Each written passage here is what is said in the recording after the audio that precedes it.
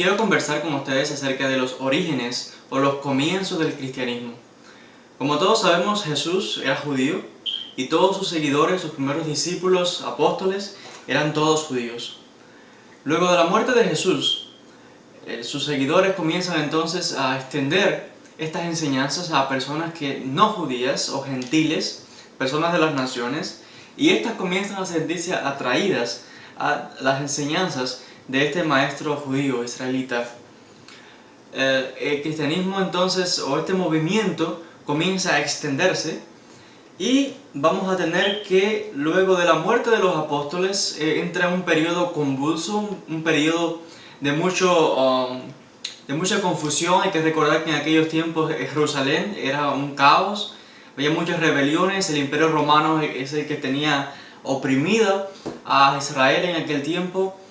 Era una época de mucha muerte, de mucha confusión religiosa, de muchos asesinatos, de muchas persecuciones, y en medio de todo aquello, los seguidores de este maestro judío Jesús de Nazaret, pues se empiezan a desarrollar. Luego de todo aquello, alrededor de unos 200, 300 años después de la muerte de Jesús, vamos a tener que el cristianismo ya está realmente extendido por gran parte del Imperio Romano.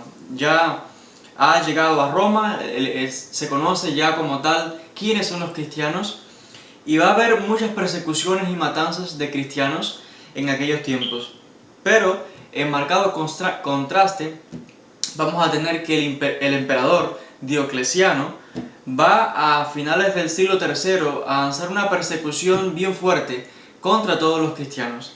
Alrededor del año 281 hasta el año 284 lanza una persecución encarnizada por todo el Imperio Romano, persiguiendo a todos los cristianos, porque la idea es que Diocleciano quería organizar el Imperio Romano y él veía a aquellos cristianos como desorganizadores. Por lo tanto, quería librarse de aquellas personas. Y ya en época de Diocleciano no va a haber 100.000 muertos cristianos, sino que va a haber más de 300.000.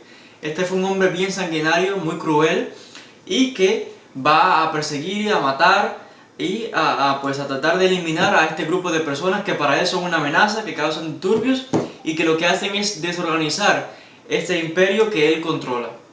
Entonces, en estos intentos de Diocleciano por organizar el Imperio Romano, vamos a tenerlo como él va a perseguir completamente a este grupo de cristianos.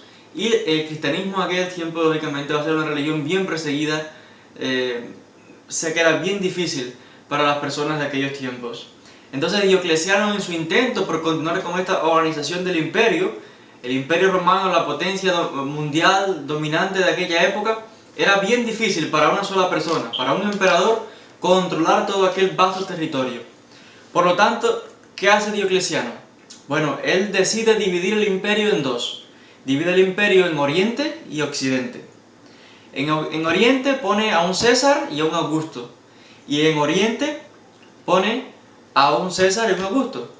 En Oriente y Occidente, un César y un Augusto por cada uno. O sea que va a haber 4 en total.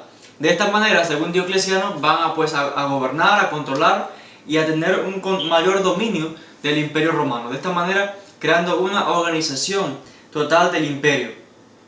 Pero lo que Diocleciano no se esperaba es que luego de su muerte, todos estos Césares y Augustos comienzan a pelear entre sí por el poder, porque cada uno quiere ser el emperador, quiere ser el emperador del Imperio Romano. Entonces el César se va a levantar contra el Augusto va a matar al César, Oriente va a pelear contra Occidente, y vamos a tener una guerra civil de este imperio. Sé que va a ser un caos total en aquel tiempo, fagado todos estos grupos por el control absoluto, por ser coronados como el emperador absoluto del Imperio Romano. Y si le añadimos a eso que cada César va a tener hijos, el Augusto va a tener hijos, y cada uno de estos hijos va a querer ser el César, entonces va a ser un caos bien grande. Cada uno de estos grupos, Oriente contra Occidente, luchando por el control absoluto del Imperio Romano.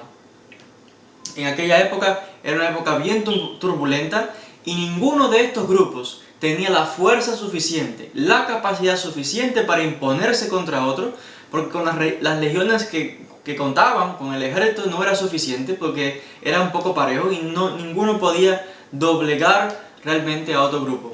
Vamos a tener entonces una guerra civil prolongada, todos estos grupos luchando por el poder, y en el medio de aquello vamos a tener al cristianismo, que otra vez menciono, es una religión que estaba siendo perseguida, un grupo perseguido en aquellos tiempos.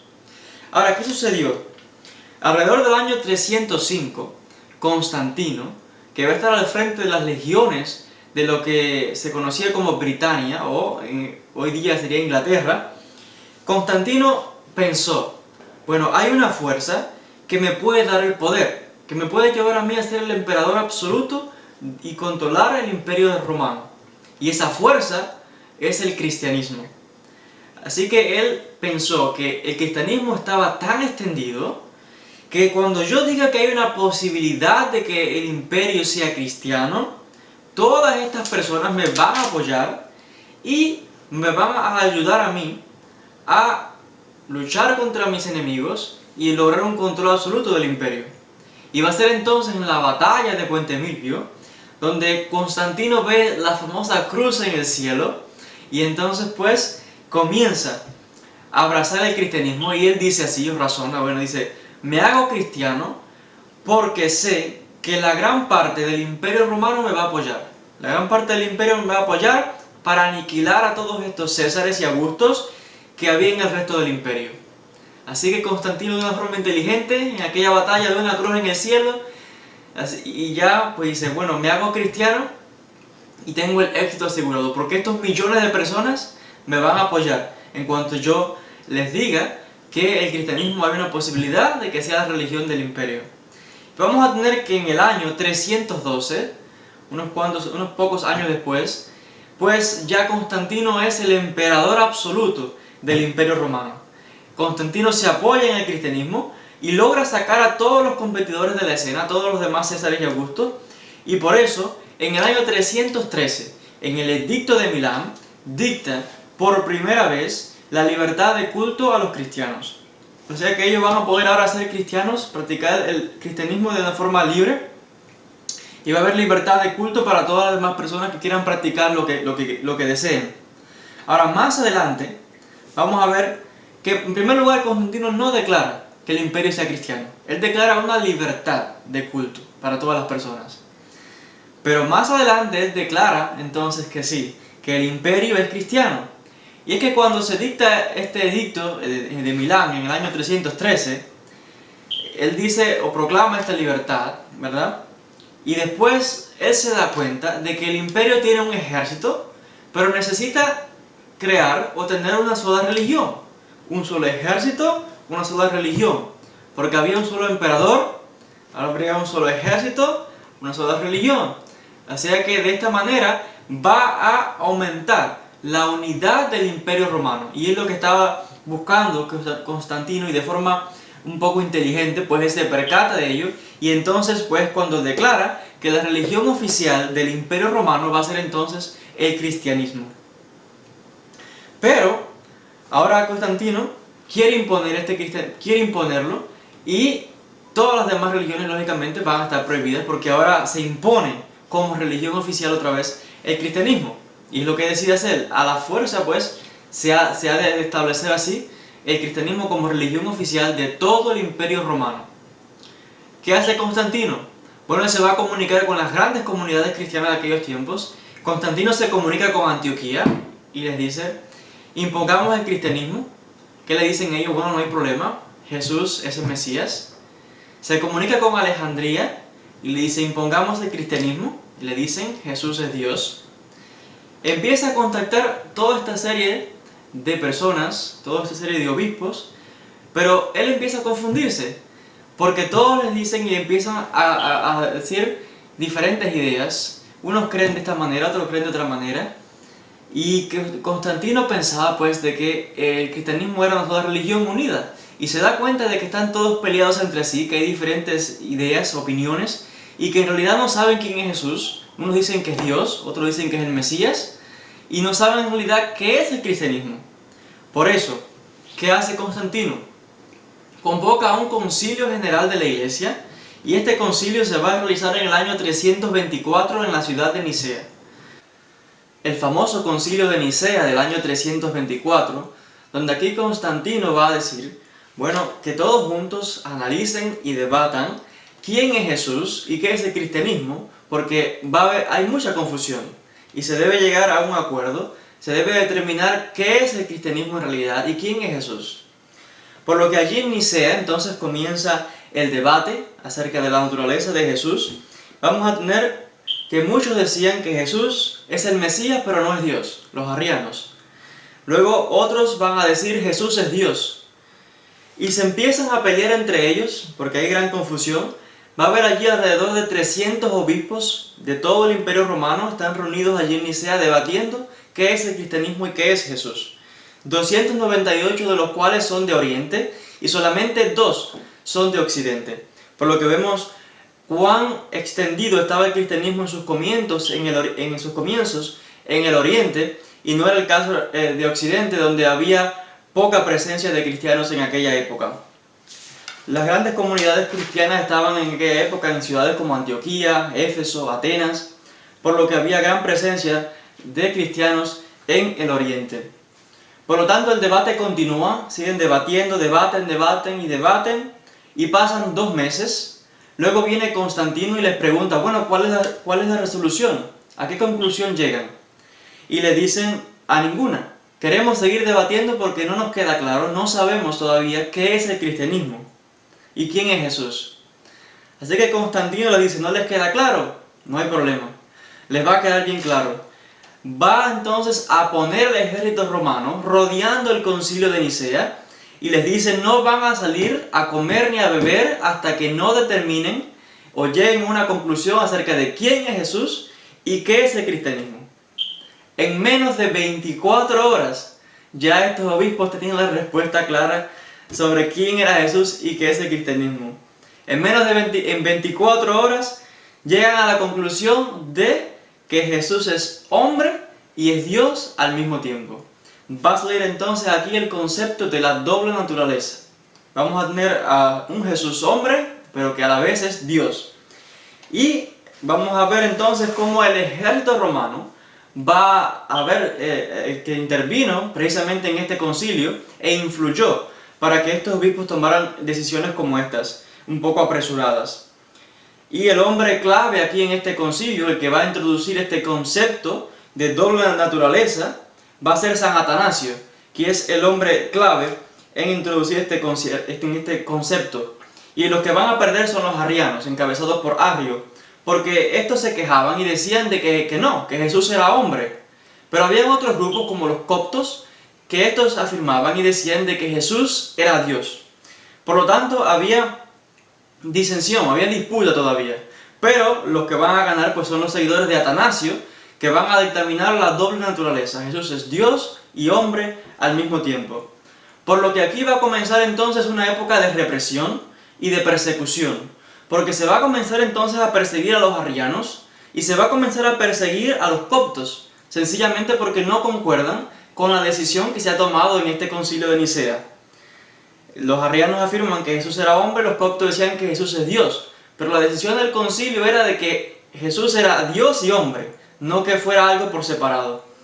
Y se va a comenzar entonces a perseguir. Los seguidores de Atanasio van a decir, bueno, aquí hay que matar a todos estos opositores. Y va a comenzar una represión, una serie de matanzas de cristianos contra cristianos, quienes en un tiempo estaban perseguidos en su totalidad como grupo, ahora se van a perseguir y matar, descuartizarse completamente unos a otros. Un caos tremendo. Y además, estos seguidores de Atanasio, que son los que van a ganar el concilio, van a estar apoyados por el ejército romano, la potencia mundial de aquella época. O sea que era una época, estaban bien respaldados y sus decisiones pues tenían gran peso. Los arrianos entonces, que son los que pierden, van a marcharse y van a hacer también otro concilio por separado y van a llegar a la conclusión de que Jesús es Mesías, pero no es Dios. Los coptos también por separados van a también hacer sus concilios y van a también a llegar a sus conclusiones. Y vamos a tener que desde el año 325 hasta el año 381 alrededor de 50 concilios, donde cada uno de estos grupos por separado va a debatir y debatir acerca de la naturaleza de Jesús y del fundamento del cristianismo. Todo este debate individual va a continuar así hasta que se vuelven a juntar en el año 381 en el concilio de Constantinopla, lo que hoy sería la ciudad de Estambul en Turquía, y allí van a decir, bueno, ahora hay otro debate. Ya sabemos que Jesús es Dios y hombre al mismo tiempo, pero ¿qué hacemos con el Espíritu Santo? ¿Es el Espíritu Santo Dios o no es Dios? Por lo que aquí estas personas, unos van a decir, bueno, el Espíritu Santo es Dios. Estos fueron los coptos quienes ya en el concilio del 325 habían dicho de que Jesús era Dios. Así que ahora están incorporando al Espíritu Santo. Pero va a venir entonces San Macedonio y va a decir, el Espíritu Santo no es Dios. El Espíritu Santo es una extensión de Dios, pero no es Dios mismo. Ahora, ¿qué sucede? Que en este concilio se determina otra cosa y va a perder San Macedonio porque en el concilio este del 381 va a aparecer por primera vez el concepto de Trinidad, un concepto que vamos a encontrar en la teología cristiana, pero que sencillamente no lo vamos a encontrar en el Nuevo Testamento porque sencillamente no aparece. La palabra Trinidad no está registrada en el Nuevo Testamento y esta va a ser una idea teológica cristiana de aquellos padres fundadores de la Iglesia y son los que van a desarrollar este concepto de Trinidad, como ya hemos visto cómo van a ir incorporando ideas en todos estos debates para llegar a una conclusión o determinación de quién es Jesús, qué es el cristianismo, qué es el Espíritu Santo. Entonces los macedonios, que son los que seguían a San Macedonio, se marchan, porque lógicamente pierden, no están de acuerdo con esta decisión que ya ha tomado, y ahora va a haber más gente a quien perseguir, porque antes se perseguía a los arrianos que decían Jesús es hombre, se perseguía a los coptos que van a decir Jesús es Dios, y ahora se persigue también a los macedonios que dicen que el Espíritu Santo no es Dios. Finalmente, todos estos debates van a continuar y en el año 395 toda esta gente continúa debatiendo sobre quién es Jesús, quién no es, qué es el cristianismo, el Espíritu Santo, y en medio de todo este debate van a llegar los bárbaros y van a conquistar el Imperio Romano y van a acabar con todo. Y todas estas personas se quedan pues entonces debatiendo y debatiendo, pero estos bárbaros eran todos unos idólatras y se queda todo esto en el aire. Pero va a haber una parte del Imperio Romano que va a continuar, es lo que se va a conocer luego como el Imperio Bizantino, y allí los debates siguen, porque todavía está toda esta confusión acerca de Jesús y todo este origen, y van a continuar el debate, van a decir, bueno, si Jesús es Dios y hombre al mismo tiempo, ¿quién es María? Unos dicen, bueno, si Jesús es Dios, María es la madre de Dios. Pero si Jesús es hombre, María es la madre del hombre. Unos dijeron, María es la madre del hombre, ¿cómo va a ser la madre de Dios? Con lo cual vuelven a discutir y van a continuar los debates porque no sabían qué hacer con María. Fue un tema que les surge de momento, no saben qué hacer con María. Hasta que va a llegar entonces el concilio del año 431 en Éfeso. Y allí en el concilio de Éfeso, del 431, comienzan a debatir acerca de María. Todos al final votan y llegan a una conclusión y dicen, bueno, María es la madre de Dios. Todos contentos, están de acuerdo en una determinación, se marchan a casa, pero alrededor de unos 15 o 20 días más tarde, va a llegar un grupo de cristianos de Oriente, encabezados por un obispo llamado Nestorio, que venía de la región del norte de Babilonia, lo que hoy sería Irak, y le van a preguntar, ¿qué quiere? Vengo a decir que María es la madre de Jesús hombre. María no es la madre de Dios. Y le van a decir a Nestorio, lo sentimos mucho, ya aquí se votó y se determinó de que María es la madre de Dios. El concilio está cerrado. ¿Cómo que cerrado? Dice Nestorio. Abran el concilio que vamos a votar. Porque yo y todos los que vienen conmigo vamos a votar y van a ver cómo se va a determinar de que María es la madre de Jesús hombre. María no es la madre de Dios. Así que le dicen a Nestorio, lo sentimos mucho, ya que el concilio está cerrado, márchese por donde vino, no hay más nada que hacer. La decisión es que María es la madre de Dios. Así que a Nestorio no le va a quedar otra alternativa que marcharse. Tiene que marcharse y va a fundar entonces la iglesia nestoriana. Una iglesia que también va a estar muy perseguida. Los seguidores de Nestorio van a creer en la Trinidad, pero no van a creer que María sea la madre de Dios. ¿Por qué? Porque Nestorio razona de esta manera: si María es la madre de Dios, entonces los padres de María son los abuelos de Dios. Vendrían entonces los bisabuelos de Dios, etcétera, etcétera. Y los judíos serían entonces parientes de Dios, porque Jesús es judío. Y vamos a tener aquí una locura completa. Por lo tanto, era imposible, desde el punto de vista de Nestorio, que una cosa como así se determinara. Para ello era imposible, y no puede ser de que María pues sea la madre de Dios, y algo imposible. Por lo que vamos a ver entonces que se comienza a perseguir entonces también a los nestorianos. Ya ahora se va a perseguir a los arrianos que dicen Jesús es hombre, se va a perseguir a los coptos que van a decir que Jesús es Dios, se persigue a los macedonianos que dicen que el Espíritu Santo no es Dios, y ahora se persigue también a los nestorianos que dicen que María no es la madre de Dios. Todo por este grupo de cristianos que va a ir emergiendo, un grupo dominante que va a estar respaldado por el Imperio Romano, por el ejército de Roma, y este grupo de cristianos, como vimos ya en el Concilio de 324 y los demás, respaldado también por estas ideas de San Atanasio, que son los que van a querer obligar, imponer por la fuerza sus ideas a los demás cristianos de aquella época. Y todos estos grupos cristianos que no armonicen o no concuerdan con las decisiones que se tomen, pues sencillamente van a ser perseguidos, va a haber muchas matanzas, mucha represión, y otra vez, de ser una religión perseguida, ahora se persiguen entre sí, se matan entre sí y se descuartizan entre sí.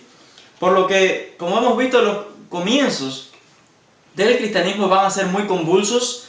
Fue una época un poco de mucha tensión, de mucha división interna, de mucho desconocimiento, porque sencillamente no sabían quién era Jesús, qué es el cristianismo, es Dios, no es Dios, qué es el Espíritu Santo, qué hacemos con María y muchos temas más que eran cuestión de debates.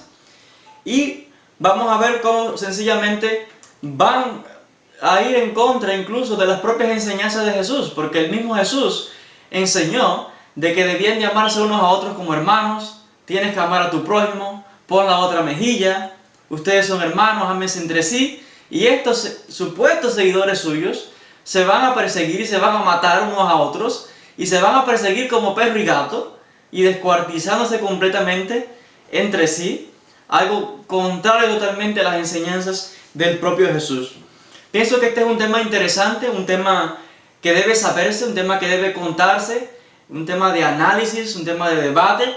Hay mucho que decir, solamente estos son ideas breves por encima porque es bien profundo, mucha información y se necesitaría muchos más videos como este para abarcar. Pero sencillamente es un poco resumido cómo fueron estos comienzos del cristianismo y pienso que es un tema interesante y que todos pues deberían saberlo.